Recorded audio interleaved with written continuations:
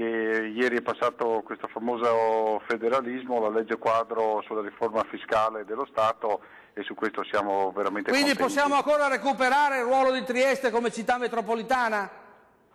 Ma diciamo che su una dimensione europea ci può stare, insomma, in questo momento No, magari... ma è un controsenso. Hanno deciso di farla capitale dell'Euroregione di 3 Stati e non è neanche città metropolitana qui da noi. Fate Reggio Calabria, mi raccomando. Avete voi della Lega avuto un grande risultato, onorevole, un grande risultato. Fate l'ultimo grande sforzo per rendere anche Trieste città metropolitana. Ma c'è un trattato Osimo, bisognerà poi anche andare a vedere quello, magari prima.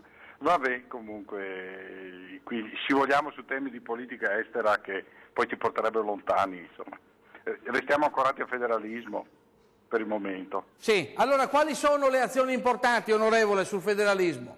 Ma finalmente che i soldi nostri resteranno a casa, finalmente che gli amministratori incapaci di gestire se ne dovranno andare a casa e non essere più rieletti, finalmente ci avviamo verso una vera riforma federale dello Stato, perché questo chiaramente per noi Lega è un grande risultato, ma sicuramente non è il termine di un percorso. Oggi stiamo parlando soltanto di federalismo fiscale, per cui stiamo parlando solo di tassazione che resterà nei territori.